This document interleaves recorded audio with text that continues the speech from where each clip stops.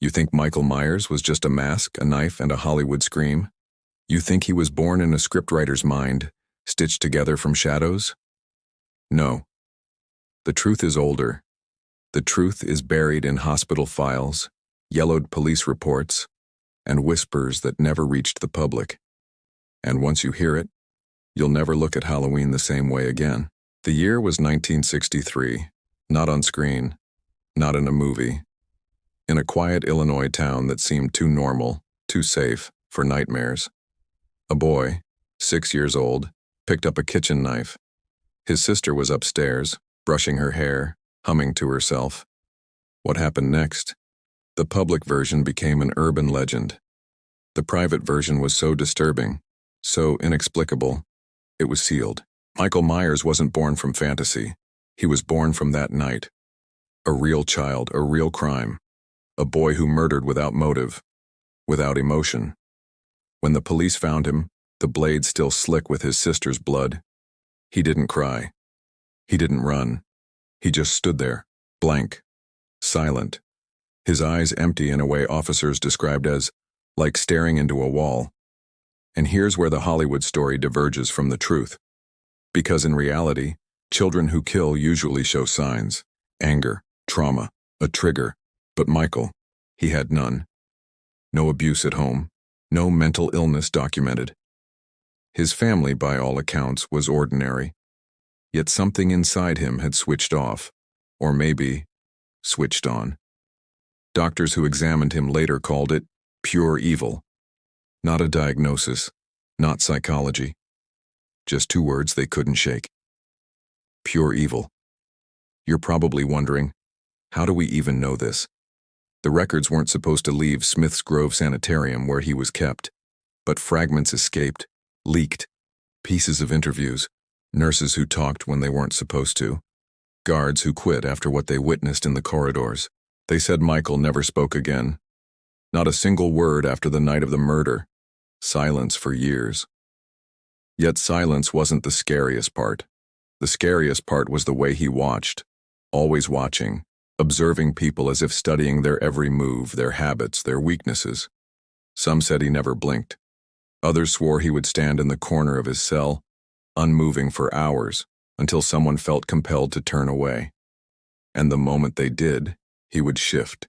Subtle, barely perceptible, but enough to let them know. He was aware. You can pause here, hit that subscribe button, and imagine if this boy had been born in your neighborhood. Would you have noticed him?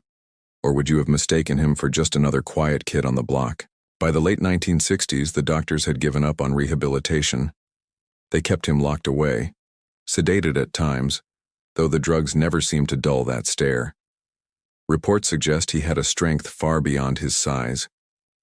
Orderlies complained that even as a teenager he could break restraints, bend metal cuffs, tear free when adrenaline surged. How could someone so young, so thin, overpower grown men? Some whispered he wasn't entirely human. Not possessed, not in the Hollywood sense, but touched by something outside comprehension. A darkness that used him as a vessel. In 1975, something happened inside Smith's Grove. Officially, it was reported as a staffing error during a transfer, but insiders claimed Michael engineered his own escape. Imagine that. A man who hadn't spoken, who hadn't reacted for years, suddenly moving with precision, timing his breakout flawlessly. He didn't stumble into freedom. He planned it. And when he vanished into the night, his silence became his deadliest weapon. Now think about this. Halloween, 1978. The murders that made headlines, the ones Hollywood later turned into movies. Those weren't fiction. They were echoes of that escape. The filmmakers sanitized, dramatized, rewrote. But the bones of the story? They were ripped from reality. The police tried to bury the connection. Communities don't want to believe they were stalked by something inhuman. But residents remembered. They told of glimpses. A tall man standing by a hedge motionless. A pale face in a window that vanished when approached. Children whispered about the shape who watched them walk home from school. It wasn't mass hysteria. It was him. And here's the terrifying part. Michael Myers wasn't driven by rage, revenge, or passion. He didn't kill for money or jealousy. He killed for no reason at all, random, arbitrary. That's why the doctors called him evil, because evil, true evil, has no motive. It just is. Before Hollywood put a mask on him, before the sequels turned him into an unstoppable monster, the real Michael was already beyond explanation. Some survivors of that night still refuse to speak publicly. One retired officer admitted off record that he saw Michael survive wounds that should have been fatal, gunshots, blows, injuries that left no trace hours later. Impossible, right? But so were the murders. So was the child who never blinked, never cried, never spoke. Let me ask you, do you believe evil can live inside a person like a parasite? Or do you believe Michael was something else entirely? Something born, not made? Leave a comment. I want to know which side of that line you stand on, because the deeper I dig into the files, the harder it is to accept he was just a man. And maybe you've already guessed. This isn't where the story ends. The trail doesn't go cold in 1978. It stretches forward, tangled, hidden, whispering through police chatter and psychiatric notes that never should have seen daylight. Michael Myers wasn't finished. What came after 1978 was even more disturbing. The files didn't stop there, and neither did he. After 1978, the newspapers reported that Michael Myers had been killed, shot multiple times, buried by headlines and sealed by official statements. But what if I told you that wasn't the end? That the real story was too disturbing to release, so the world was handed a sanitized version instead. You see, corpses don't vanish. But that night his did. Officers swore they saw him fall. They saw his body crumple. And yet when they returned, he was gone. No blood trail, no footprints, nothing. It was as if the ground had swallowed him whole. Some investigators believed a secret detail. Michael didn't run. He didn't hide. He simply walked away. Slow, steady, the same way he always moved. Because he wasn't in a hurry. He never had to be. The community was told to move on. The town wanted the nightmare buried. But witnesses kept coming forward. A mother claimed she saw a figure watching her from across her yard. Tall, expressionless. A mechanic swore his tools were stolen one night, his jumpsuit missing. And then came the murders. Small at first, spread out. Never enough to attract national attention, but unmistakable. What chilled the surviving doctors from Smith's Grove most wasn't that Michael had escaped. It was that he had learned. Before he was a silent child acting on instinct, but now he seemed to anticipate, to wait, to stalk. The killings were precise, almost ritualistic. He became a shadow moving through suburbs, backyards, alleys, always where you least expected him. And yet, the records don't line up neatly. For every confirmed sighting, there were others dismissed as hysteria. For every victim, there were missing persons reports that vanished from archives. Police departments covered their tracks, terrified of mass panic. But patterns emerge if you dig deep enough. Patterns no one wanted the public to see. One pattern was geography. Michael stayed close to home. He circled his old neighborhood like a predator circling prey, as if tied to that place by something invisible. But occasionally, he would vanish for months, sometimes years, only to reappear on Halloween nights. Coincidence? Or was Halloween the trigger? Think about what that holiday means. Masks, disguises, the perfect night to walk unnoticed among crowds. The night evil can slip through streets without anyone looking twice.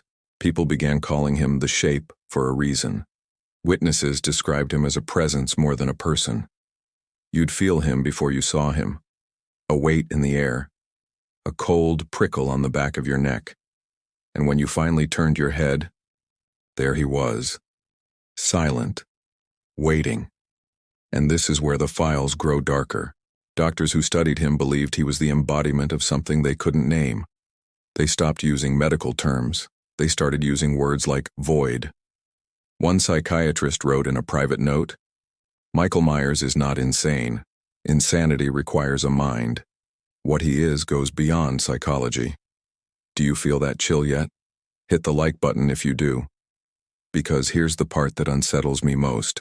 There are entire folders from Smith's Grove missing, pages torn out, tapes erased, as if someone wanted to erase the truth of what he became, but the survivors couldn't erase it.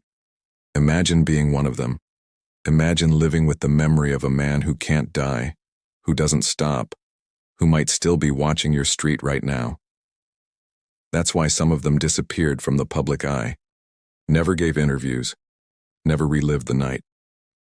One retired deputy, decades later, finally broke silence. His voice cracked when he said, "I shot him. I know I shot him." But he kept coming. And when I blinked, he was gone. Like he'd never been there. But he was. He always was. It's easy to dismiss that as fear. But when enough voices say the same thing, you have to wonder, what if they're right? And here's a final detail that never made it into the movies. Michael was fascinated by faces. In the sanitarium, he tore photos of people's heads from magazines. He kept them, studied them. Nurses found them hidden in his mattress. Never bodies, never scenery, just faces, eyes, expressions. Almost as if he wanted to know what it meant to be human, while knowing he wasn't. That's why the mask matters. Not because it conceals him, but because it reveals him. A blank slate, a mirror of the emptiness inside. So the next time you see his mask on a shelf or a costume at a party, remember this. It's not just a prop. It's a reflection of something real, something that walked once in the dark and maybe still does. And if you're wondering where Michael Myers is now, so am I. Some say he finally died. Others insist he's still out there, waiting for the night when the world forgets just enough for him to return. But one thing is certain. The story you thought was fiction was never fiction at all. It was a warning. A mask for a truth too terrifying to face head-on. So lock your doors this Halloween. Check your windows. Because the shape doesn't need a motive. He doesn't need a reason. He only needs the silence, the dark, and the moment you look away. And if you ever feel eyes on you when the street seems empty, don't turn around. Because Michael Myers doesn't run. He doesn't stop. He just waits. If this story left you unsettled, subscribe for more, share it. Comment below what you believe, man, monster, or something else entirely. Whatever your answer, sleep lightly tonight. Because Halloween is never just a holiday anymore.